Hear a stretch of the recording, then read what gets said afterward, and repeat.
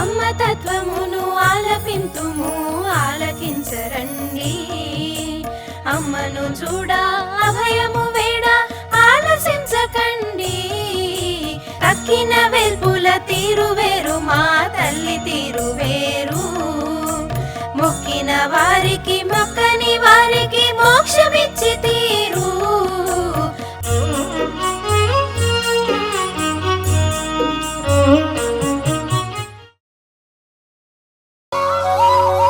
అమ్మ సాధనాపరంగా ఏదన్నా మిమ్మల్ని ఫలాన్ని చేయమని చెప్పటం కానీ మీరు చేయటం కానీ దాని అనుభూతులు కానీ ఏమన్నా అన్నీ వివరిస్తారా? సాధన ఇది చేయరా అని ఏం చెప్పలేదు, కానీ నీకు సాధ్యమైందే సాధన అంది కాబట్టి మన సాధన ఏదో మనం చేసుకుంటున్నాం.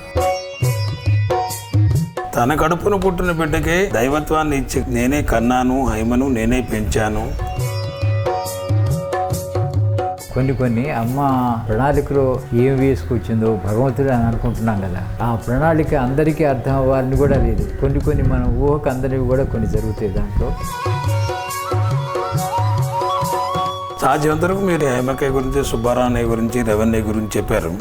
నాన్నగారి గురించే ఇంకొన్ని మాటలు. నాన్నగారిని చూస్తే నిజంగా చాలా బోడా మనిషి, ఆత్మీయత, అసలు ఎట్లా ఆ పలకరింపులోనే ఒక ప్రేమ ఉంది. మన కన్నతండ్రులు ఎలా పలకరిస్తారో ఆ రకమైన ప్రేమ అసలు ఆయనలో ఉంది.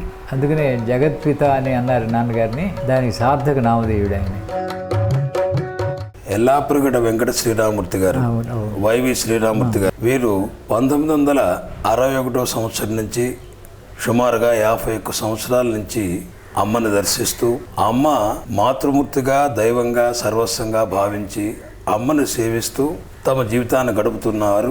ప్రస్తుతం అమ్మ ఆశయాలని ఆచరణ రూపంగా రూపుదిద్దుకేందుకు ఏర్పడిన శ్రీ విశ్వజననీ పరిషత్తుకి జనరల్ సెక్రటరీగా వీరు వారి సేవా కార్యక్రమాలను కొనసాగిస్తూ ఉన్నారు. నేను ఈరోజు వారిని కలిశాం.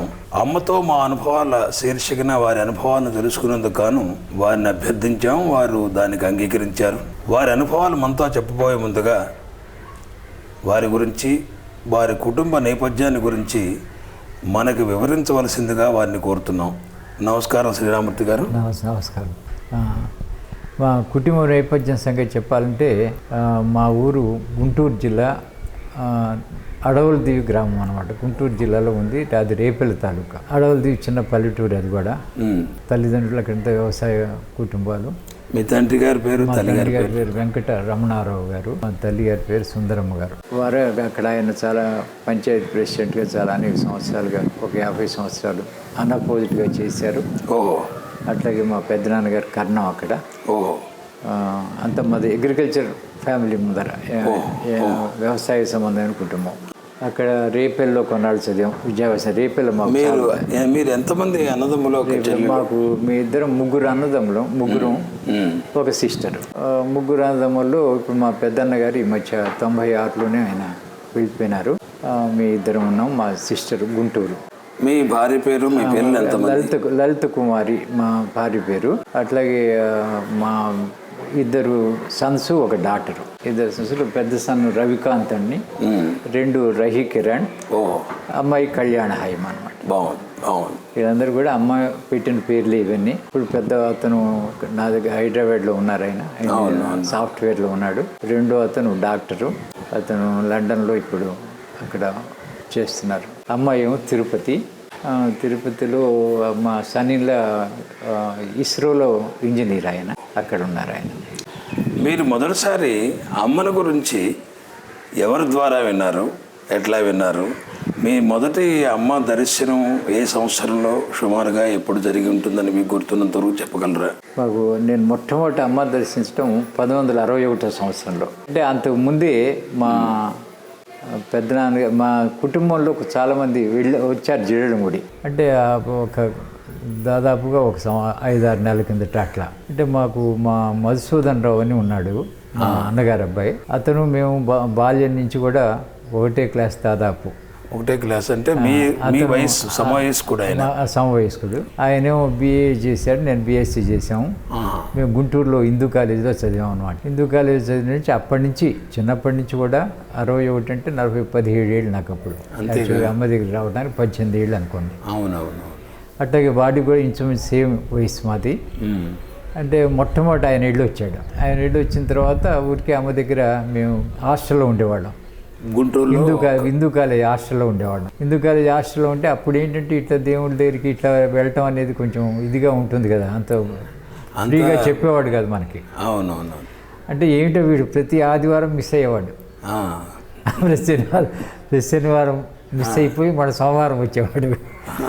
ఎక్కడికి వెళ్ళేవారంటే మా అత్తయ్య గారింటికి వెళ్ళాను, తెనాలి వెళ్ళాను, ఎక్కడికి చెబుతుండేవాడు.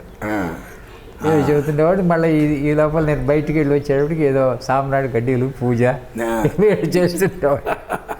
పాలమార్లో ఫోటో పెట్టి అంటే చాలా గోప్యంగా మీకు కూడా తెలియకుండా వచ్చిపోతుండేవాడు అనమాట. అంటే ఎవరన్నా ఏమన్నా అనుకుంటారు. అవునండి.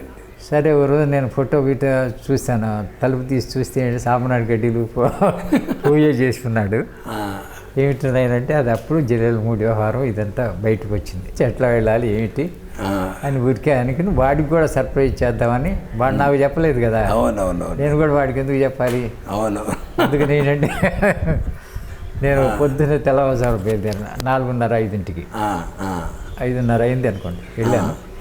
సరే నెమ్మదిగా అటు బజార్ వెళ్ళి బజార్ను ఒక చిన్న ఏం కొన్నాను నేను, టూత్ పేస్టు, బ్రష్, ఒక దువ్వెన, ఇంకా ఏదో 2-3 ఐటమ్స్, చిన్న పూలు తీసుకున్నాను లేదో నాకు గుర్తులేదు. ఇవన్నీ అమ్మకి ఇద్దామని సంకల్పంతో తీసుకెళ్ళాను అనమాట. చాలా గమ్మత్తుగా ఉంది. ఎందుకంటే అది పోనీ దైవం అనే భావం ఉంటే పూలు పళ్ళు తీసుకెళ్తారు, టూత్ పేస్ట్, ఇవన్నీ తీసుకెళ్తాం. ఇవి మీరు తీసుకెళ్ళటం అనేది చాలా ఆశ్చర్యకరంగా ఉంది. నాకే ఆశ్చర్యంగా ఉంది. అవన్నీ ఐటమ్స్ సెలెక్ట్ చేసి తీసుకెళ్ళటం కూడా ఏంటి, బాపట్ల వెళ్ళాలి, బాపట్ల జీరేడుమూడి వెళ్ళాలి. అప్పటికి అదే పెద్ద ప్రయాణం కదా మనకి. అంతేగా. ఇప్పుడైతే అన్ని తిరుగుతున్నాం కానీ అప్పుడు అదే ప్రయాణం. చాలా కష్టం. సరే ఎకనామికల్గా కూడా వెళ్ళి రావాలి. అంతేగా. సరే బాపట్ల గుంటూరు వచ్చాం, బస్ స్టాండ్లో బస్సు ఎక్కాం, బాపట్ల చేరాం. బాపట్ల చేరేటప్పుడు ఇంతలోకి పెదనందిపాడు బస్సు, అది ఎట్లా వస్తుందో ఏమిటో అని చూస్తున్నాం ఆదుర్దాగా. ఎదురు పెద్ద వెడవడ శబ్దం చేసుకుంటూ ఒక బస్సు వచ్చి ఆగింది. దాంట్లో అంతా జనమే, ఎగుతున్నారు, ఎక్కుతున్నారు, దిగుతున్నారు. కిటికీల్లోంచి ఎక్కేవాడు. నాన్న గందరగోళంగా ఉంది పరిస్థితి. అంటే మనం జరగలమా లేదా అని భయపడుతూ నిల్చున్నాను నేను అక్కడ. ఏంటి నాకు చాలా భయంగా ఉంది ఆ డ్రెస్ చూసి. సరే ఇద్దరు ఒక ఆయన వచ్చాడు, అక్కడ నుంచి నాకు కొంచెం అడ్డంగా బస్సు ఎక్కుదామని ప్రయత్నంలో ఒక్క నెట్టాడు అంతే. అబ్బా. బస్సులోకి వెళ్ళి పడ్డాను. ఆ బస్సులోకి వెళ్ళి పట్టం కూడా ఒక సీట్లో పడ్డా. మామూలుగా అయితే అసలు సీటు కాదు కదా, అసలు నుంచోడానికి కూడా చూడలేదు. ఈ దెబ్బతో మీరు అమ్మవారి అనుగ్రహంతో పోయి సీట్లో కూర్చున్నారు. అనుగ్రహంతో వెళ్ళి సీట్లో కూర్చున్నాం. సీట్లో కూర్చున్న దగ్గర నుంచి ఆదుర్దా జీరేడుమూడి ఎక్కడికి వెళ్ళిపోతుంది. అది కదిలేటప్పటికే 1 గంట పట్టింది. ఓహో. సరే వెళ్తున్నది అది వెళ్తుంటే మధ్య ఎక్కడ జీరేడుమూడి దాటిపోతుందో 7వ మైలు అన్నారు. 7వ మైలు ఎక్కడో ఎవరికి తెలియదు. అవును, అంతేగా. ఎవడో చెబితే కానీ. అవును. సరే మధ్య లేస్తున్నాను. అందరూ కూర్చో అంటున్నారు, కేకలు పెడుతున్నారు. కూర్చోవయ్యా స్వామి, కూర్చోవయ్యా అంటున్నారు. కూర్చునేది ఏంటి పొందాల్సిందే. జీరేడుమూడి వెళ్ళాలా, తప్పిపోతే కష్టం. జీరేడుమూడి అనేటోడికి వాళ్ళందరూ ఏదో రకరకాలుగా ఉంటారు కదా మనుషులు. అంతేగా. అప్పుడు అంత ప్రాముఖ్యత లేదు కదా అప్పుడు వాళ్ళకి. సరే ఇంతలోకి నన్ను నెట్టిన ఆయన అక్కడ ఉన్నాడు. ఎవరా అన్నాను చూస్తే, ఎవరన్నా మీరు ఎక్కడి నుంచి వస్తున్నారండి అన్న. మా చెరుకుపల్లి అండి అన్నాడు. పేరేమిటి? హరినాగభూషణ గారు చెరుకుపల్లి. సరే అవి నుంచి ఆయన ఎక్కడో ఉన్నాడు, నేను ఎక్కడో ఉన్నాను కదా. అవునవును. నేను ఇట్లా మధ్య లేస్తుంటే అందరూ కూర్చో అంటాం. అవునవును. అంటే వాడు ఎగతాళిగా ఉంది. వాడు 7వ మైల్లో దిగబోతాడు, అంత భయపడుతున్నాడు. కొత్త వాళ్ళకి ఏమన్నా నేను కూడా జీరేడుమూడి వెళ్తున్నాను బాబు, కూర్చోండి, మీరు నేను తీసుకెళ్తాను మీకు అన్నాడు. సరే ధైర్యం వచ్చింది. సరే 7వ మైల్ దగ్గర దిగాం. ఆ 7వ మైల్ దిగితే రోడ్డా ఏం లేదు కదా, అంత పొలాలు. చిన్న చేను గట్టి అనమాట. ఆ చేను గట్టంబడి నడుస్తున్నాం ఈయన నేను. చివరికి ఆయన ఈ మధ్యలో నాకు తెలిసిన విషయం ఏంటంటే ఆయన మా ఊరు వచ్చాట, మా ఇంటికి వచ్చాట. ఆయన మా ఊళ్ళో నాటకాలు వేసాట. హరినాగభూషణ గారు. ఆయన మా కుటుంబ సంగతి అంతా తెలిసి ఆయనకి చాలా మర్యాదగా పాపం తీసుకొచ్చాడు. 7వ మైలు వచ్చాడు. జీరేడుమూడి వచ్చితే ఆయనకి ఒళ్ళు తెలియటలా. ఆయన సొంత ఇంటికి వచ్చినట్టే వచ్చేస్తున్నాడు. అందరిని పలకరిస్తున్నాడు, వచ్చిన వాళ్ళందరినీ. అందరు ఆయన కూడా పలకరిస్తున్నారు, అన్నయ్య అని వెళ్ళిపోతున్నాడు. నన్ను తీసుకెళ్ళాడు. సరే అక్కడ ఏదో బాగుంది, ఆ బాగా కాళ్ళు కడుక్కోండి అన్నాడు. సరే కడుక్కున్నాం. ఇంతలోగా చిన్న పాకలోకి తీసుకెళ్ళాడు. తీసుకెళ్తే అక్కడ ఏవో జనం వస్తున్నారు వెళ్తున్నారు, ఏమిటో కొంతమంది 40-50 మంది ఉన్నట్టున్నారు ఆ రోజున. వస్తున్నారు వెళ్తున్నారు, ఇది జరుగుతున్నది. సరే లోపలికి వెళ్ళి నేను కూర్చున్నా ఒక మూల. అమ్మ ఒక మూర్తి ఉన్నది, మంచం మీద కూర్చుంది. ఆవిడ చాలా అసలు ఎట్లా ఉందో వర్ణనకి అందని సౌందర్యం అంటే అది ఒక రకమైన కాంతి, ఆకర్షణ, ఆనందం. అసలు ఆ మనిషి అసలు పసుపు ముద్దలే ఉంది. ఓహో, పసుపు ముద్దే. బంగారం ఛాయ్ కూడా తక్కువ, బంగారం ఛాయ్ కంటే కూడా ఎక్కువగా ఉంది. కానీ చాలా అత్యద్భుతమైన రూపం చూస్తున్నది. చాలా అసలు ఏమి అన్మైండ్ఫుల్గా కూర్చున్నది. జనం అంతా వస్తున్నారు, కొబ్బరికాయలు కొట్టడం, ఏదో తీసుకొస్తున్నారు, ప్రసాదం ఇస్తున్నాడు. అమ్మ ఏదో పేర్లు పెట్టడం ఏదో చేస్తున్నారు, అందరినీ పలకరిస్తున్నది, అందరినీ భోజనం చేసి రమ్మంటున్నది. ఆ రోజు సుమారుగా నేను 10-10:30కు వచ్చానేమో అనుకుంటా. సరే అందరూ నెమ్మదిగా వెళ్ళి ఆ మందిరానికి వెళ్ళి భోజనం చేయమన్నారు. ఏదో జరుగుతున్నది ఇంట్లో. సరే ఒక్కొక్కళ్ళు ఏదో తీసుకొచ్చారు, మొత్తం ఇస్తున్నారు. అని తీసుకునే అమ్మ ప్రసాదం ఇవ్వటం, మళ్ళీ తీసుకోవటం.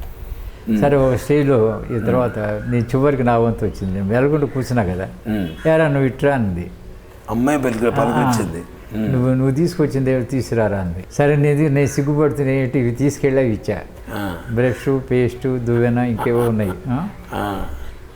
తీసేడు అమ్మ మొత్తం అన్నీ కింద పడేసి ఆ దువ్వెన తీసుకుని తల మొత్తం దూకున్నది.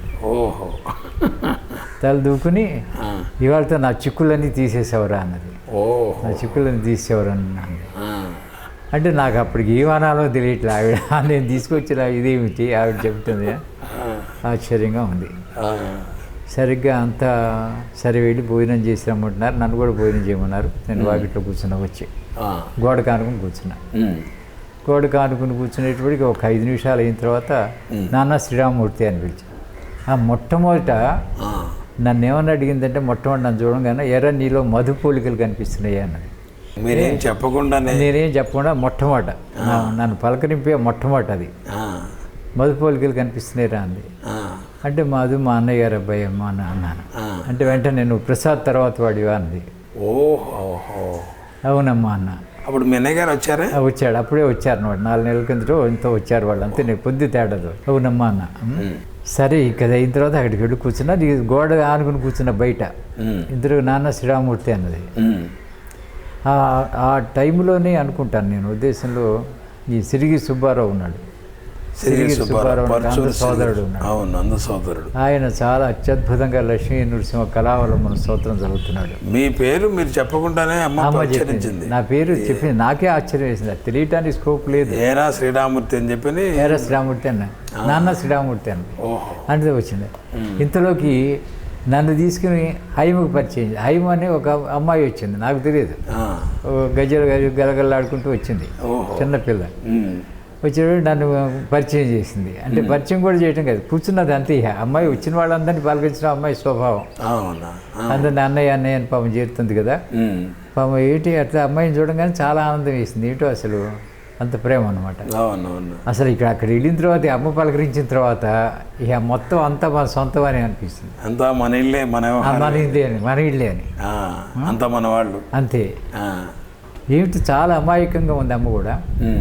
అమ్మ కూడా చాలా అమాయకంగా ఉంది. నేను ఎందుకంటే నాకు చనువు కూడా లేదు కదా. అక్కడ అమ్మని చూసిన తర్వాత మొదటిసారి రావటం కదా, మొట్టమొదటిసారి నాకు ఏంటో అంత ఆత్మీయత వచ్చింది. మహిమ వచ్చింది, పలకరించింది. సరే ఆ రోజు సాయంత్రం వెళ్ళిపోదాం అనుకున్నవాడు ఇంతలో సుబ్బారావు అన్నయ్య వచ్చాడు. సుబ్బారావు అన్నయ్య నాకు మొట్టమొదటి రవి కంటే కూడా సుబ్బారావు అన్నయ్య ముందర పరిచయం. సుబ్బారావు అన్నయ్య అంటే అమ్మ గర్భవాసాన్ని జన్మించిన పెద్ద కుమారుడు. రవి తర్వాత పరిచయం, అప్పుడు లేడు కదా. సుబ్బారావు అన్నయ్యతోనే బాగా అనుబంధం ఉండేది అప్పుడు ఆ రోజుల్లో. ఆయన ఏదో పాపం కవితలు రాయటం, పద్యాలు రాయటం ఏమైనా చేస్తుండేవాడు. పాపం చాలా సరదాగా ఉండేవాడు అందరూ. సరే ఆ రోజున వెళ్ళాం మేము. ఆ రోజు వెళ్ళలేకపోయినారు. తర్వాత ఇందాక చెబుతున్నప్పుడు నేను సిరిగిరి సుబ్బారావు అనే సోదరుడు, అంద సోదరుడు మీకు కరారంభ స్తోత్రం చదివి వినిపించాడు. చదివితే అత్యద్భుతంగా చదువుతున్నాడు ఆయన. అసలు ఆర్తి చెప్పలేం. తర్వాత ఏది మళ్ళీ బయలుదేరాం ఊరికి బయలుదేరితే మనం 7వ మైలు దగ్గరికి వచ్చాం. 7వ మైలు దగ్గరికి వచ్చాం. కానీ పొద్దున్న అక్కడ వెళ్తే ఎన్నింటికి రాదు, బస్సు రాలా. మర్నాడు పొద్దున్న 7:00, 8:00 బయలుదేరాము. మధ్యాహ్నం 3 అయింది రాలా. ఓహో. సరే అప్పుడు ఇంటికి తిరిగి వచ్చాం మళ్ళీ జేడెడ్ మూడు వచ్చేసాం. మన్నాడు కూడా మళ్ళీ తిరిగి ఆ రోజు ప్రయాణం సాగలే. ఓహో. ఇట్లా ఉన్నది. రవి ఆ రోజున ఎక్కడున్నాడు? రవి అంటే అమ్మగారు రెండో అబ్బాయి, అతను ఇక్కడ ఉన్నాడనే ఏదో చెప్పారు. అంటే అప్పుడు లేడు ఆ రోజున, ఆ ట్రిప్లో లేడు. సరే తర్వాత జేడెడ్ మూడు వెళ్ళటం, ఇక తర్వాత అదే మొదలు వెళ్ళటం, చుట్టూ జేడెడ్ మూడు చుట్టూ తిరగటమే. ఇద్దరు కలిసి తిరిగి వస్తుండేవారా మీరు, మధుసూదన్ రావు గారు కూడా? నేను మధుసూదన్ రావు నేను కూడా వచ్చేవాళ్ళం, తరచుగా వచ్చేవాళ్ళం. ఇట్లా రావటం వెళ్ళటం ఇదే ఎక్కువగా పర్యాలు. అంటే మీరు చెప్పకుండా వచ్చారు కాబట్టి ఆయన ఏమన్నా మళ్ళీ అడిగాడా మిమ్మల్ని? ఏమన్నా వాడికి తర్వాత తెలిసింది చెప్పాము. చెప్పిన తర్వాత వాడు సంతోషించాడు. ఊరికే మా ఊరు చిన్నపిల్లలు చేస్తారు కదా ఇవన్నీ జరిగా. సరే వాడు ఆనందంగా ఉంటే మీ ఇద్దరు నా జంట కబుర్లాగా వస్తుండేవాళ్ళం. ఇప్పుడు వచ్చామంటే ఇద్దరం వచ్చేసేవాళ్ళం. మధు శ్రీరామూర్తి అని అనుకుంటుండేవాళ్ళు అందరితో బాగా పరిచయం. అట్లా హైమ్ కూడా చాలా చాలా ప్రేమగా ఉండేది. ఇక సరే రవి ప్రవేశించాడు రంగంలోకి. ఎప్పుడు అది సెకండ్ ట్రిప్లోనా ఇప్పుడు కూడా.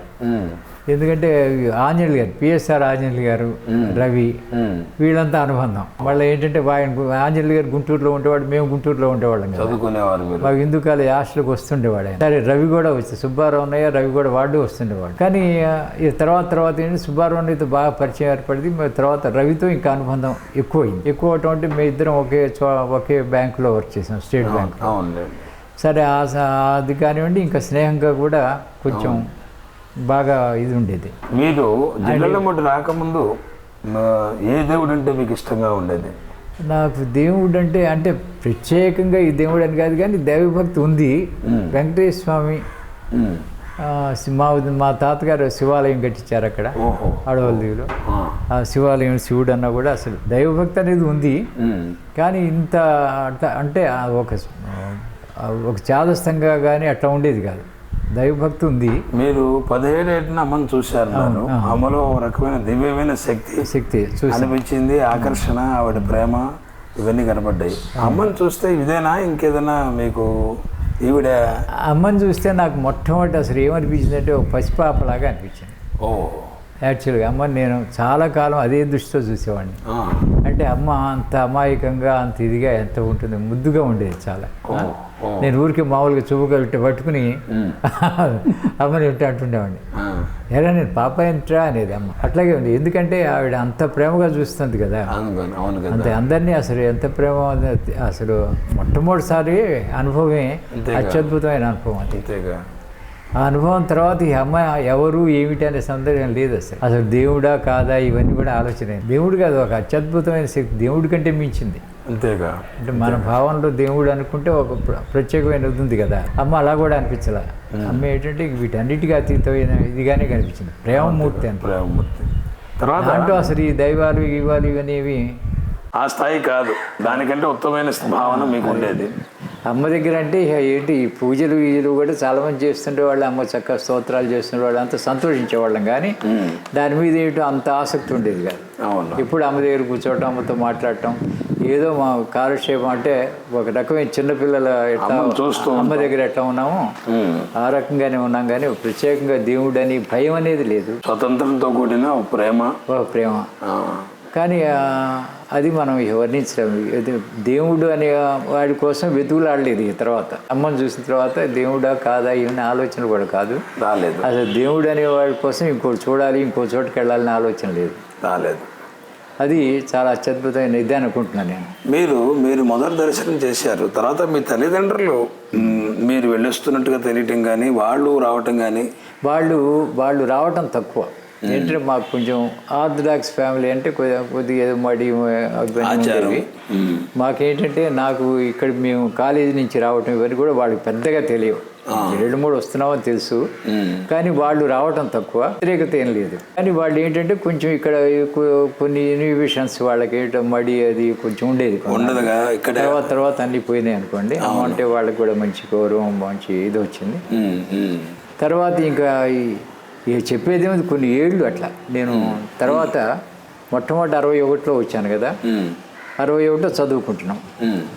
సరే 62, 63, 64, 65 ఇట్లా వస్తూ ఉంటామే కదా. నేను 65లో నేను బీఈడి పాస్ అయినాను. గుంటూరులో ఏసీ కాలేజీలో.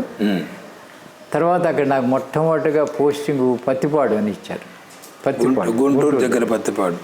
ఈ పత్తిపాడులో ఉన్నప్పుడు కూడా నేనంటే జేడెలమూడి దగ్గర కదా, ఇటు రావటం జరుగుతుండేది. అసలు ఎక్కడున్నా సరే జేడెలమూడి వచ్చేవాళ్ళం.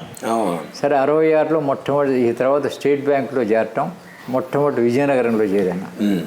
విజయనగరం తర్వాత వెంటనే 67లో మళ్ళీ తెనాలి ట్రాన్స్ఫర్ చేశారు. ఇక తెనాలి వచ్చిన తర్వాత ఇంకా జేడెలమూడి రావటం పోవటమే. నేను బ్యాంక్కి వెళ్ళటం, మళ్ళీ సాయంత్రం ఇంటి దగ్గర కూడా చెప్పకుండా ట్రైన్ ఎక్కేసేట్టు వచ్చేసేవాడిని. అర్ధరాత్రి వచ్చేవాడిని, ఇప్పుడు వచ్చేవాడిని నాకు తెలిసాను. అంటే దాదాపు వారానికి 3-4 సార్లు వచ్చేవాడిని. అట్లాంటి సందర్భాలు కూడా ఉన్నాయి. అట్లా రావాలనిపించేది. అంతే, సాయంత్రం అవ్వగానే బ్యాంక్ నుంచి వచ్చేసేవాడిని. ప్యాసింజర్ ఏదో ఉండేది, సరే దాంట్లో పాటు రావటం. అప్పుడు ఏది బస్సులు లేవు కదా, అంతేగా, ఇంక ఏదో లారీయో ఏదో ఒకటి పట్టుకోవటం, వచ్చేయటం అమ్మ దగ్గరికి. చాలా అసలు ఎప్పుడు ఒకప్పుడు 12, 1 గంట ఏది అట్లా కూడా అయ్యేది. అంతేగా. మరి ఇటువంటి నాన్నగారు కూడా పాపం నాన్నగారు ఉండేవాళ్ళు. నాన్నగారు ఓ రోజు కేకలేశారు ఆయన అసలు యాక్చువల్గా, you are taking risk Sriramamurthy అని అన్నారు పాపం. అనేటోడికి అమ్మ నేనేంటి అమ్మ పడుకుంటుండేది, నేను అమ్మ దగ్గర కూర్చునేవాడిని. తెల్లవారేటప్పుడు చెప్పకుండానే వెళ్ళిపోయేవాడిని. ఓహో, తెల్లవారులు అమ్మ దగ్గర అట్లా కూర్చోవడం, అమ్మని చూస్తూ అంతే. వాళ్ళ పొద్దున్నే వెళ్ళిపోయేవాడిని. అంటే ఎప్పుడు వచ్చాడో తెలిసేది కాదు వాళ్ళకి. నాన్నగారు గమనించేవాళ్ళు, అమ్మకు కూడా గమనం ఉంది, చూసేది అంత వాడంతే లేండి అట్లాగే వస్తుంటాడు అన్నది అమ్మ నాన్నగారితో. వచ్చేవాడిని, వెళ్ళేవాడిని. ఇక అది జడెలమూడే మనకి అనే భావన మీకు ఏర్పడి 67 నుంచి 75 వరకు, అంటే 75 వరకు నేను తెనాల్లో ఉన్నా. తెనాల తర్వాత మళ్ళీ తాడేపల్లిగూడెం వెళ్ళటం, అక్కడి నుంచి కూడా వచ్చాను అనుకోండి. తర్వాత ఆఫీసర్ అయిన తర్వాత నేను ఇక్కడే 80లో మళ్ళీ తెనాలి వచ్చాను. 83లో ఇక్కడ డైమండ్ జూబ్లీ జరిగింది, 60వ సంవత్సరం అమ్మకి. చాలా బ్రాంచెస్ చేశాను నేను. అమ్మ కూడా ఏంటంటే ఇక్కడ నేను జడెలమూడిలో కూడా ఒక 3 సంవత్సరాలు 2.5 సంవత్సరాలు ఉండటానికి అవకాశం కలిగింది అమ్మ దయ వలన.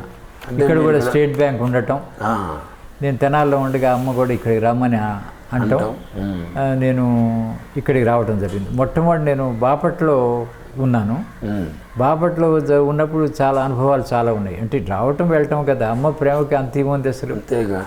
ఒక రోజున ఇట్లాగే నేను అమ్మని రోజు ఆ బ్యాంకులో చాలా ఎక్కువ లేట్ అయ్యేది బాగా. బాపట్ల బ్రాంచ్ కొంచెం హెవీగా ఉండేది, బాగా రోజు 10-11 అట్లా కూడా అవుతుండేది. సరే ఓ రోజున ఇట్లాగే కూర్చున్నాను బాగా. అసలు ఇంటికి వెళ్ళేటువంటి ఫ్యామిలీ కూడా లేరు, హోటల్స్ కూడా ఉండవు అప్పుడు. ఇక అయిపోయింది ఇంకా అంతే అనుకున్నాను. అంటే ఇంకా పోయాడు, భోజనం చేయడం ఎక్కడ చేస్తారండి అని అడిగాడు ఎవరో. అంటే హోటల్స్ ఉండే వెళ్ళండి చూద్దాం లేని కూర్చున్నా. ఇంతలోకి వచ్చాడు ఎవరు, మన వ్యాన్ వెంకటేశ్వర్లు వచ్చాడు. ఒక క్యారియర్ పట్టుకుని వచ్చి నా టేబుల్ మీద పెట్టేసి, అది అమ్మగారు మీకు ఇచ్చిరమ్మన్నారండి ఆయన. అమ్మగారు ఏమన్నారు. సరే అది ఇంటికి తీసుకెళ్ళాను. ఇంటికి తీసుకెళ్ళిన తర్వాత అది చక్కగా ఆవకాయ పప్పు కలిపేసి చక్కగా పెట్టేసింది అమ్మ. అది తింటున్నప్పుడు నాకు కళ్ళు నీళ్ళు బాగా అసలు అది తిన్నాను, ఏది తిన్నాను నాకే తెలియదు, అంత ఆనందంగా ఉంది. అంతే కదా మరి, అంత చాలా అద్భుతమైనది కదా. ఇప్పుడు ఆ టైంలో అంటే సర్వం తానైనా అమ్మకు తెలియంది ఏం లేదు, మీరు ఏం చేస్తున్నారు, మీకు ఏం కావాలని. చెప్పండి. ఆ రోజున పొద్దున ఆనందానికి అంత లేదు. అట్లాగే ఓ రోజున ఇట్లాగే బాపట్లో ఉన్నప్పుడు సంఘటనలు.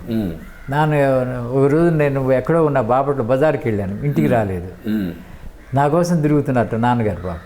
అయ్యో, నాన్నగారు అంటే నా కోసం ఎక్కడ దొరుకుతున్నామని. నేను ఎక్కడో కనిపెట్టా, శ్రీరామూర్తి అని పెద్దగా ఆకలి పెట్టి, ఇదిగోనయ్యా నీకు పుస్తకం మీ అమ్మగారు ఇవ్వమంది అని ఇచ్చాడు. ఎవరు? లలితా సహస్రనామం. అమ్మగారికి ఇవ్వమని ఇచ్చారు. అంటే లలిత కోటి పారాయణ జరగబోతున్నది అనమాట 4 రోజుల్లో. నాన్నగారు ఇచ్చారు. అమ్మ పంపించిందని నాన్నగారు. చాలా గొప్పగా ఉంది. నాన్నగారు ఇచ్చారు. అట్లాగే ఇంకో అత్యద్భుత సంఘటనలు ఏంటంటే అనేకం ఉన్నాయి. అమ్మతో ముడిపడి ఉన్న జీవితం కాబట్టి తప్పనిసరి చెప్పాలిగా మీరు.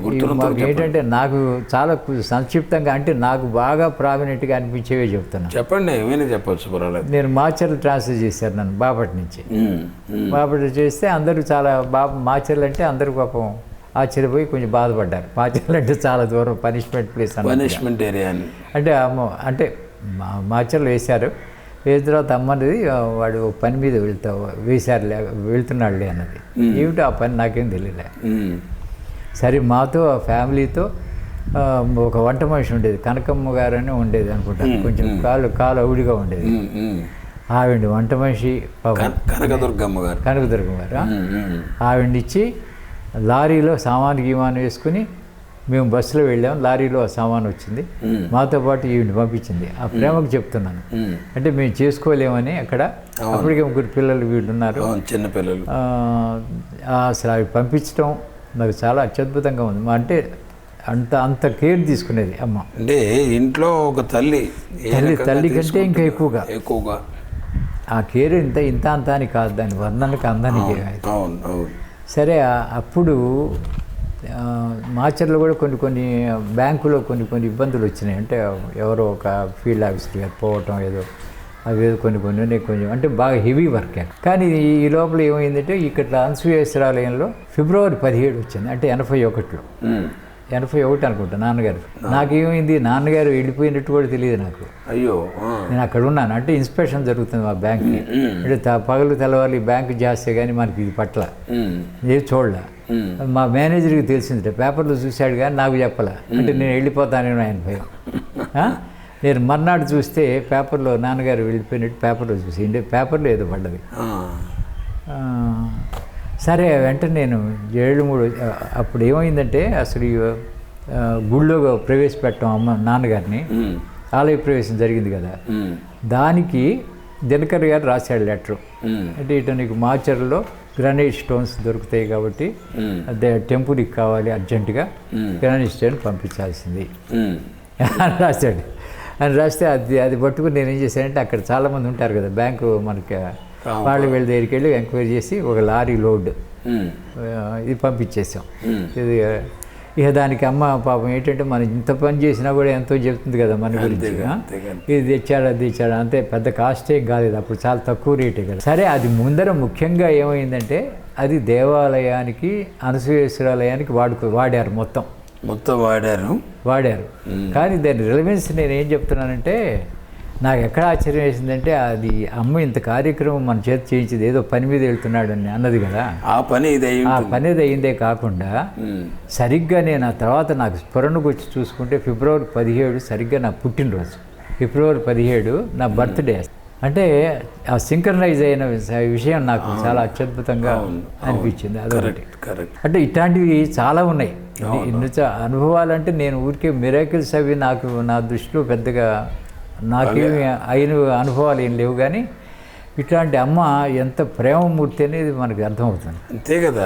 ఇంకోటి ఏంటంటే ఓ రోజు అన్నిటికంటే నేను విలువగా చూసేది ఏంటంటే, మామూలుగా ప్రతి వాళ్ళు ఏదో తీసుకొస్తున్నారు, పళ్ళు పూలు ఏదో అన్నీ ఇస్తుంటారు కదా, కానీ నేనేం ఇవ్వలేకపోతున్నానమ్మా. నేను తెనాలి నుంచి వస్తుండేవాడిని, నా దగ్గర ఉంటాం. అప్పుడు ఏంటంటే ఇది ఉండేది కదా, ఫైనాన్షియల్గా కూడా అంత కంఫర్టబుల్గా ఉండేది కాదు, మాటికి ప్రయాణాలు అయ్యాయి. సరే వస్తే బాపట్ల బస్ స్టాండ్లో నేను మల్లెపూలు కొన్నాను, కొన్ని మల్లెపూలు అంతే, ఎవరు తీసుకురావట్లేదని మల్లెపూలు తీసుకొని వచ్చి ఏముందిలే అసలు దానికి విలువ ఏముందని జేబులో పెట్టుకున్నాను.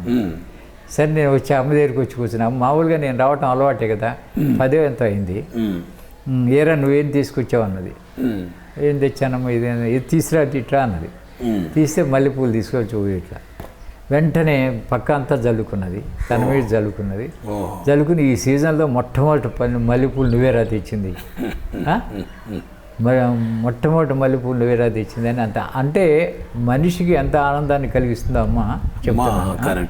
ఆ తృప్తిని మించిన ఇదేముంటుంది. అది నేను పొందిన ఆనందం ఎన్ని మిరకల్స్ అయినా కూడా ఇట్లాంటి అనుభవాల ముందర నాకు సరిపోవు. అంతేగా, కరెక్ట్. మిరకల్స్ చాలా జరిగినాయి. అంటే చాలా మనం బాబా గారి జీవిత చరిత్రలో కానీ ఇట్లా ఉన్నాయి కదా, ఇవన్నీ జరుగుతూనే ఉన్నాయి. కానీ అమ్మ దగ్గర అసాధారణంగా కానీకం జరిగినాయని మనకు తెలుస్తూనే ఉంది, విన్నాం. కానీ దాని మీద ప్రాముఖ్యత కంటే అమ్మ మానవ సంబంధాలు, ముఖ్యంగా మనుషులతో అమ్మ డీలింగ్, మనుషుల్ని చాలా విలువగా చూసేదమ్మ. చాలా మనుషుల్ని ఎంత తక్కువ, వాడి స్థితిగతులు కాదు అక్కడ, వాడి మనస్సును చూసేది, మనస్సును బట్టి అమ్మ దగ్గరికి తీసేది. ఆ స్వభావం ఇప్పుడు మీకు కన్నతల్లికి తెలియదు, భార్యకి తెలియదు, బిడ్డకి తెలియదు నీ మనసు, కానీ అమ్మకు మాత్రమే తెలుస్తుంది. ఆ మనసుతో దగ్గరికి తీయటం అనేది అమ్మకే చెల్లింది, కానీ ఇంకోటి చెల్లదు, అమ్మకే సాధ్యం. అమ్మకే సాధ్యం. ఇట్లాంటి అనుభవాలు చాలా ఉన్నాయి. మీరు చెప్పాలనుకుంటున్నాను.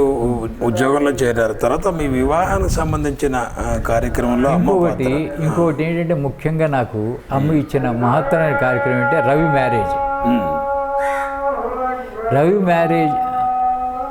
రవి మ్యారేజ్కి కూడా నాకు ఒక పాత్ర అనేది ఇచ్చింది అమ్మ. చెప్పండి. రవి మ్యారేజ్లో అంటే మామూలుగా నేను వచ్చిన తర్వాత ఊరికే అసలు ఎవరన్నా మంచి సంబంధాలు చూడాలని అమ్మ అనుకుంటున్నది. అవి మా మ్యారేజ్ చేయాలని అందరూ అనుకుంటున్నారు, నాన్నగారు వాళ్ళు కూడా.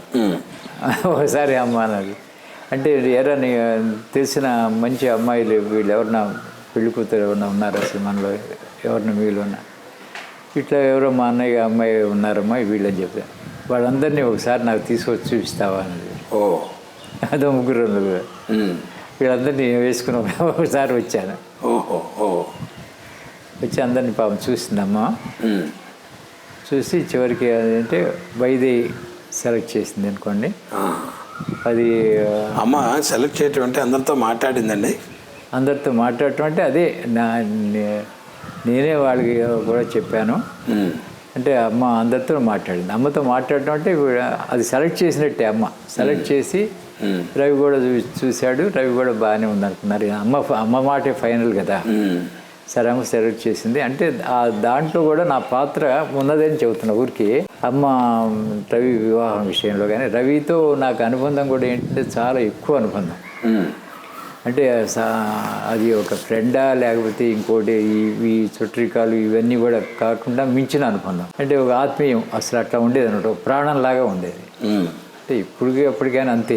తర్వాత మార్పులు కొన్ని ఏదైనా వచ్చినా అంతే. మాకు ఏంటంటే కొద్దిగా చిన్న అభిప్రాయ భేదాలు ఏమైనా ఎప్పుడో వచ్చిన ఊరికి అనుభవం ఉంటాయో తప్పితే ఒక ఆత్మీయత అనేది అక్కడ ఎప్పుడు ఉంటుంది. అతను మించిన ఆత్మీయుడు ఇంకో లేడు. అట్లా అందరికీ అంతే. అందరికీ లాగానే నాకు కూడా అట్లాగే ఉండేవాడు.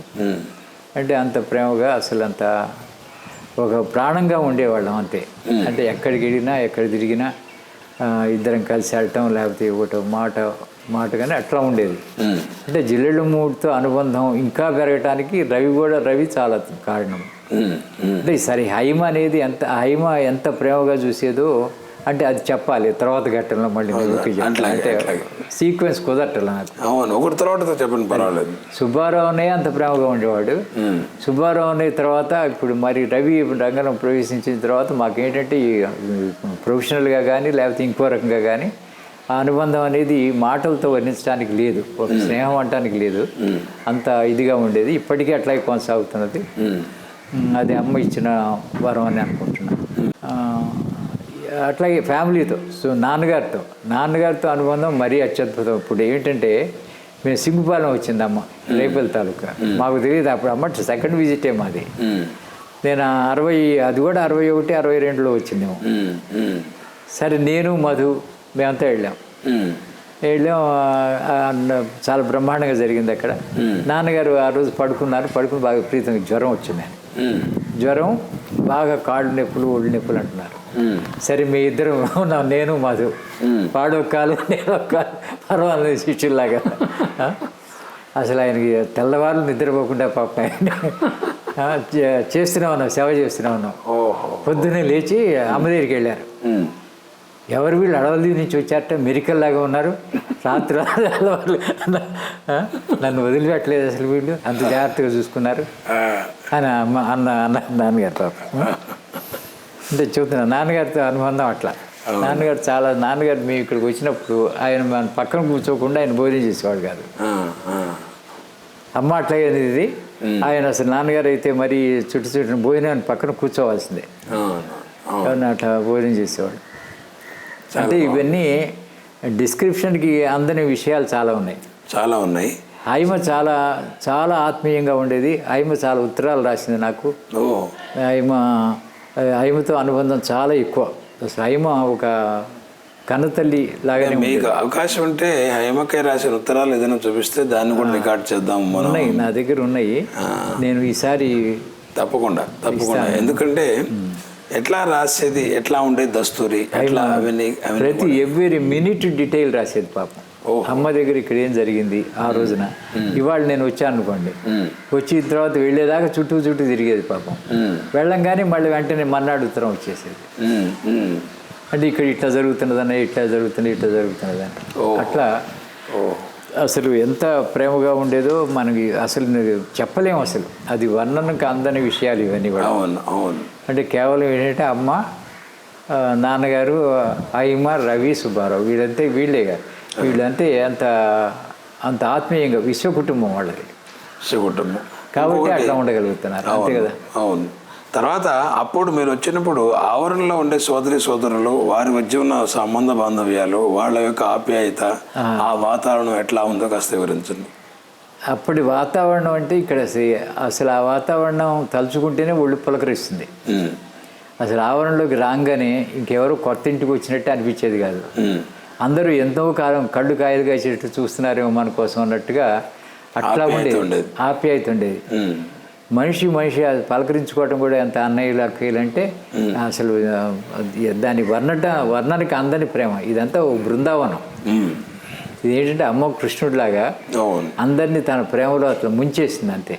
యాక్చువల్గా మనకు పేర్లగడ్డ రాఘవయ్య గారు అన్నట్టుగా అట్లా కృష్ణుడు ఆ ప్రేమ మించింది లేదు అసలు ఇక్కడ. అంత అత్యద్భుతమైన వాతావరణం. అసలు ఆ వాతావరణంలో అసలు కల్మషం అనేది ఉండేది కాదు. అసలు ఆ వాతావరణం ఎంత ఇదిగా ఉండేది. అసలు ఇప్పుడు ఈ ఫెసిలిటీస్ లేవు కదా అప్పుడు. ఈ ఫ్యాన్లు లేవు, అసలు ఏం లేవు కదా, రోడ్లు లేవు, మంచినీళ్ళు కూడా లేవు కదా. కానీ అప్పుడు ఆ రోజుల్లో ఉన్న ఆప్యాయత కానీ, ఆ రోజుల్లో ఉన్న భోజనానికి ఉన్న రుచి కానీ, అప్పుడున్న మనుషులు కానీ ఇప్పుడు అసలు చాలా, ఇప్పుడు లేరని కాదు, అంతకంటే మంచి వాళ్ళు వచ్చారు ఉండొచ్చు, కానీ ఆ వాతావరణం కానీ అది మాత్రం ఇప్పుడు లభ్యం కావట్లేదు ప్రస్తుతానికి. ఇంకా అభివృద్ధి చెందాలని అనుకుంటున్నాను నేను. అంటే ఆ స్థాయిలోకి వెళ్ళాలి మనం, పూర్వ స్థాయిలోకి వెళ్ళాలి. తర్వాత మీరు మీ వివాహం జరిగింది, ఇక్కడికి వచ్చిన తర్వాతే జరిగింది. ఇక్కడ వచ్చింది. దాంట్లో మీరు అమ్మ దగ్గర రావటం కానీ, అమ్మ సంభాషణ కానీ ఏమన్నా ఉంటే మా కోసంగా వివరించండి. అమ్మ వివాహం కూడా అమ్మ అనుమతితోనే చేసుకోవడం జరిగింది. చాలా సంబంధాలు వచ్చినాయి. అమ్మ కొన్ని ప్రత్యక్షంగా వీడి చూసిరమ్మని ఇవి ఉన్నాయి, కానీ ఇవి వద్దులేరా, మనకి ఇది వద్దులేరా అని అంటుండేది. అంటే మీ వివాహంలో అమ్మ ప్రమేయం కూడా ఉంది తప్పనిసరిగా. ప్రతి ఐటెంలో ప్రతి దాంట్లోనే అమ్మ సంబంధం లేకుండా ఏది లేదు కుటుంబంలో. ముఖ్యంగా నాకు సంబంధించిన జీవితానికి సంబంధించినంత వరకు అమ్మతో ముడిపడి ఉన్న జీవితమే ఇది. అందుకని ఏంటంటే ప్రతిదానికి ఇప్పుడు ఈ మ్యాచ్ వచ్చింది అంటే అనుకోకుండా ఎక్కడో తెలిసిన సంబంధం, మనకు చుట్టాలి వీళ్ళది. అప్పుడు సిగ్నల్ అమ్మ, దూరపు కొండల నూనె ఇది చేసేసుకుందాం అంటే ఆ చెవటం ఆప్యాయత చెప్పే విధానాల్లో అంతే. ఎవరు చెప్తారు అక్కడ? అది అమ్మ అనుమతితోనే జరిగింది. అట్లా మనకి అంటే అట్లాగే మనకు అనుకూలమైన భార్య రావటం అంత అమ్మ అనుగ్రహం. అంత పిల్లలు చాలా అమ్మ దయ వలన ఇంతవరకు మనకి బాగానే ఉంది.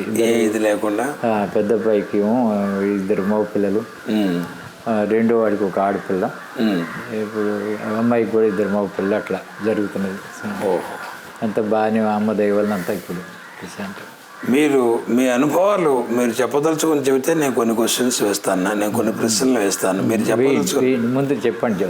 మామూలుగా మేము మీ దగ్గర నుంచి తెలుసుకోవటం కోసం అడిగేవి. మీరు అమ్మని జనరల్గా ఏంటంటే మీరు అన్నిటికీ అతీతమైందని చెప్పారు ఇందాకే, నాకు అర్థమైంది. కానీ మా దీని ప్రకారంగా చెప్పాలంటే జనరల్గా అమ్మని ఈ సృష్టి మొత్తాన్ని తన వాత్సల్యంతో ముంచేసే మాతృమూర్తిగా అమ్మ ప్రకటించింది. నేనే అమ్మని మీకు సకల జీవరాశికి అని. అమ్మగా ప్రేమించేవాళ్ళు కొంతమంది, ఇష్టపడేవాళ్ళు కొంతమంది ఉన్నారు. అమ్మ సాక్షాత్ దైవం అని చెప్పి పరాశక్తిని భావించి ఆ రకంగా కొలిచేవాళ్ళు ఉన్నారు. కాదు, కులమత వర్ణ వర్గ విశిక్షణ లేకుండా అందరినీ ఒకే పంక్తిన భోజనం పెడుతూ చూస్తున్న ఒక సామ్యవాదిగా కొంతమంది ఆ భావాలు గల వాళ్ళు విశ్వసిస్తున్న వాళ్ళు ఉన్నారు.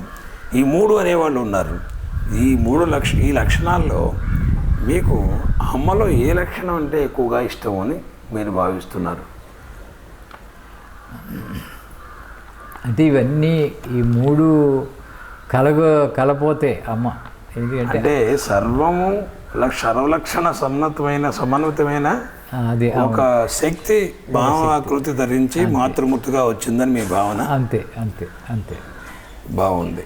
తర్వాత అమ్మకి ఒక ఫిలాసఫీ అంటూ ఏదైనా ఉందని మీరు భావిస్తున్నారా? అమ్మ ఫిలాసఫీ అంటే అదేంటి? ఫిలాసఫీ అంటే ఫిలాసఫీ అంటే అసలు అమ్మే కదా అంత సర్వం ఆవిడ అయినప్పుడు అమ్మకు ఫిలాసఫీ అంటే ఏముంది?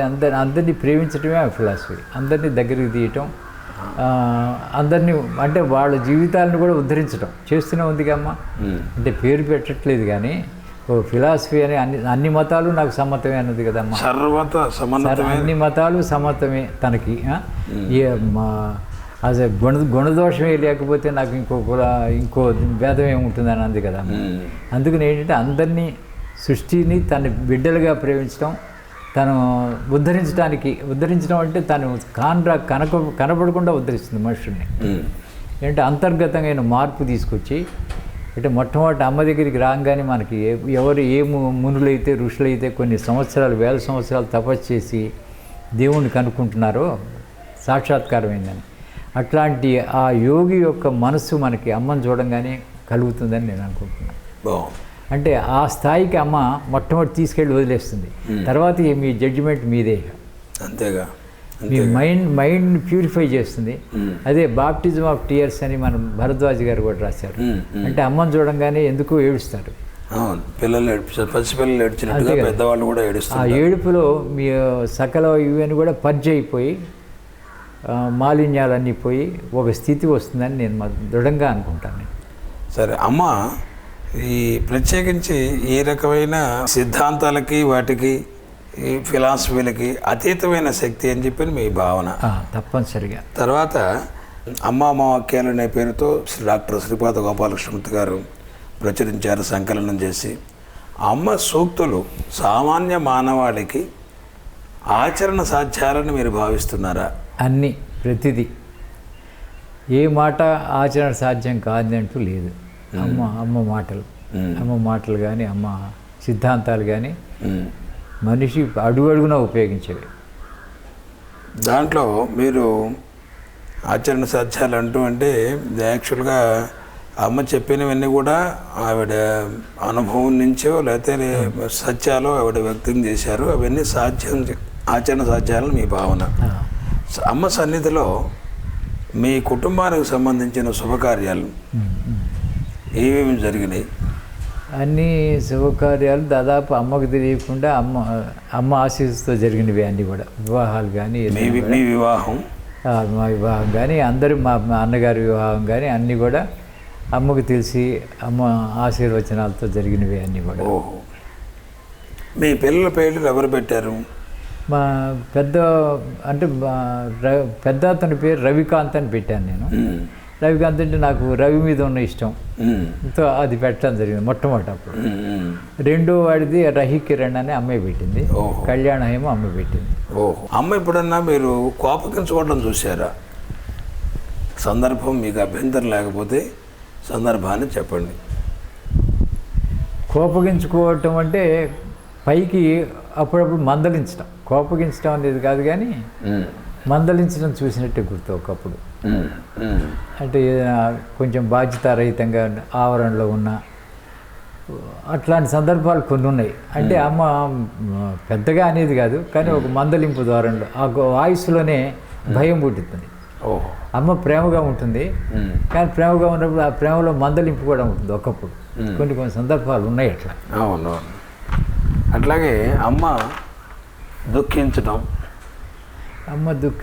అంటే చూశాను. దుఃఖించడం అంటే ఎవరు సాధ్యమైనంత వరకు నేను అనుకోవటం ఏంటంటే అమ్మ దుఃఖించడం ఎందుకు దుఃఖిస్తుందంటే వీడి దుఃఖం ఎదుటివాడి దుఃఖం పోగొట్టడానికి తను దుఃఖిస్తుంది, వీడికంటే ఎక్కువ దుఃఖిస్తుంది. అంటే అమ్మనే ఓదార్చే స్థితికి తెస్తుంది వీడిని. ఎవడైతే బాధ మంది వచ్చాడో వాడిని ఓదార్చడానికి అంతకంటే ఎక్కువ దుఃఖిస్తుంది ఆవిడ. అవునవును.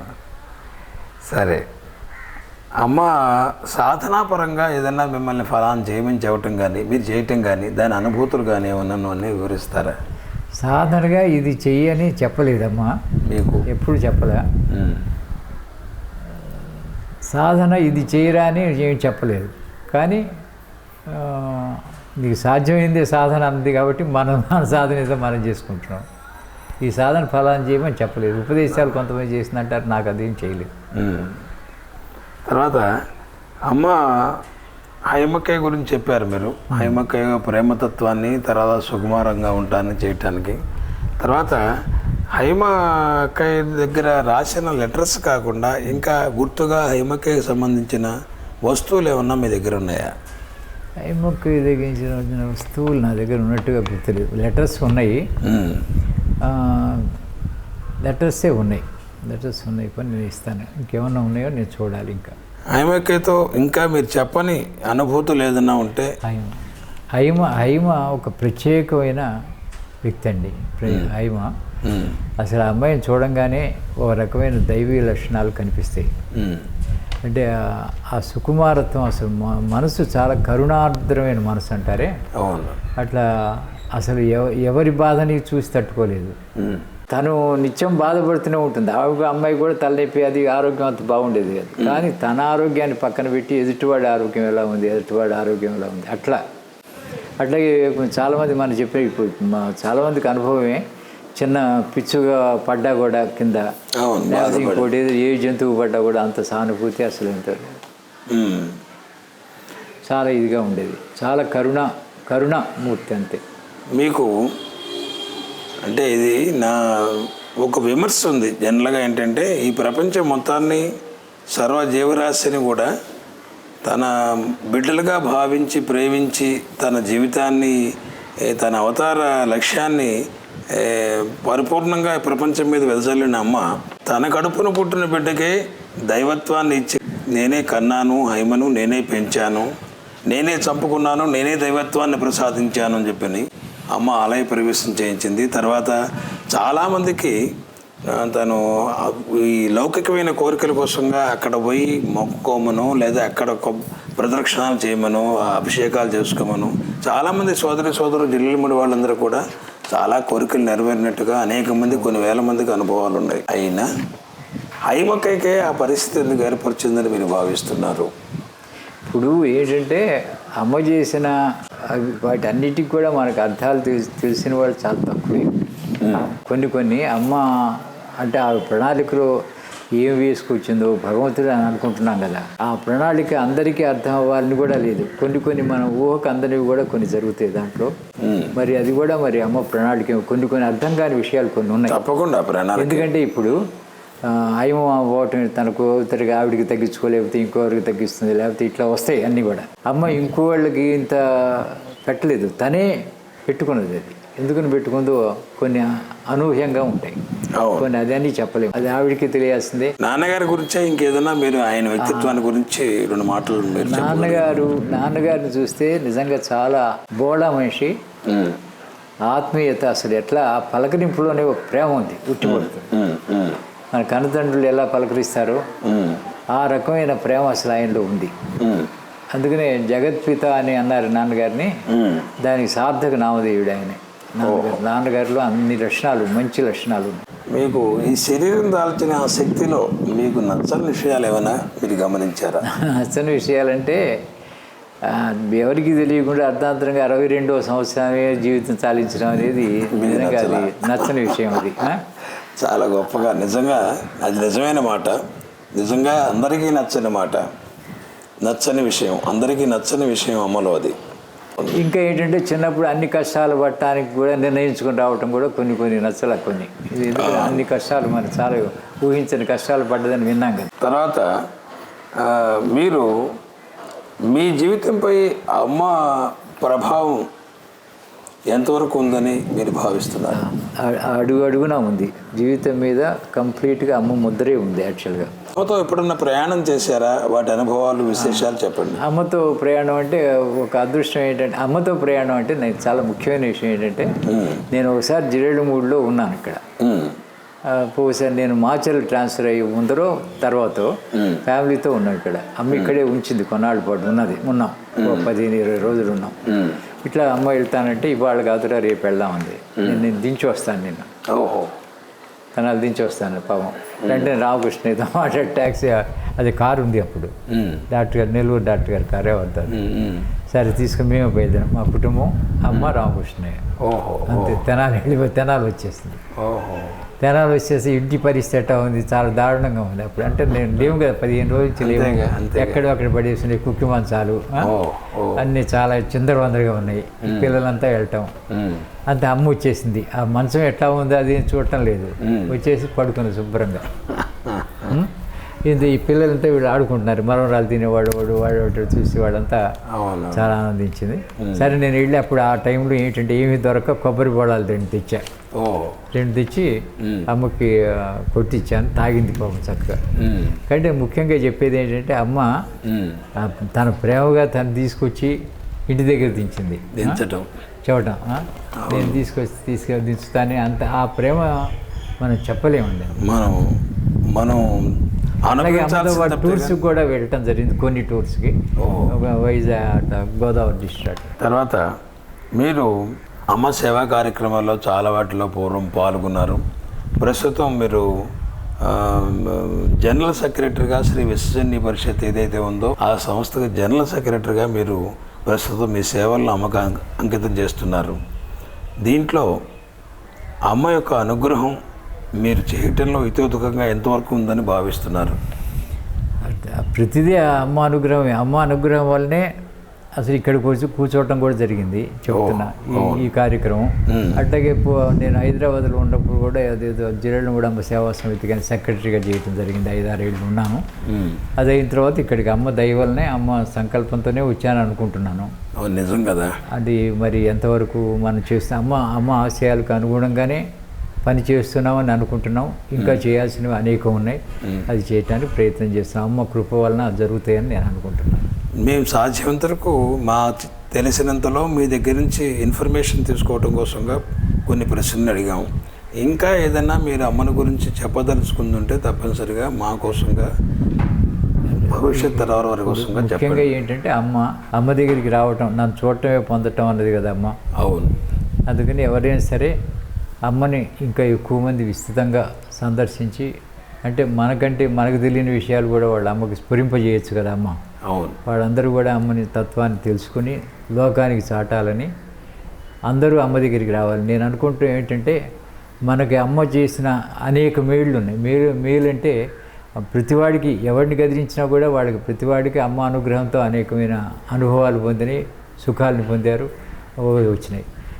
ఇవన్నీ కూడా మనం కృతజ్ఞతాపూర్వకంగా ఒకసారి అమ్మని తలుచుకుంటే, నేను అనుకోవటం ఏంటంటే ఇక్కడ నిజంగా అందరం కలిసి తలుచుకుంటే అనురాగ వర్షమే కురుస్తుంది అనుకుంటున్నాను నేను. చాలా బాగుంది. అదే కాకుండా 7వ మైల్ దగ్గరికి, అది నన్ను 7వ మైల్ దగ్గర నుంచి చూడాలన్న అమ్మ అన్న మాట నిజం అవుతుందని, అట్లా ఎక్కడెక్కడో జనం వచ్చి అమ్మ దగ్గర విశ్రాంతి తీసుకోవాలని వస్తారు, అమ్మ శరణు పొందాలని వస్తారని నేను కోరుకుంటూ అట్లా రావాలని ఆశిస్తూ నేను సెలవు. మీ అమూల్యమైన సమయాన్ని వెచ్చించి మా కోసంగా, భవిష్యత్ తరాల వారి కోసంగా మీ అనుభవాలను మాతో పంచుకున్నందుకు ధన్యవాదాలు శ్రీరామూర్తి గారు. నమస్కారం. మీపై, మాపై, ఈ సృష్టిపై ఆ జగజ్జన్య కరుణ సదా వర్షించగలందరికై అమ్మకి నమస్కారం చేస్తూ నమస్తే.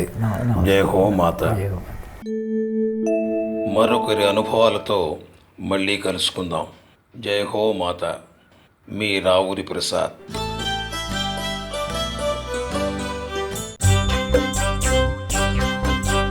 రండి రండి జిల్లెల్ల మూడి, లెండి లెండి నిద్రను వీడి, అన్నలారా 2 కన్నులారా మీరు అమ్మను కంటారు, అమ్మవారంటారు.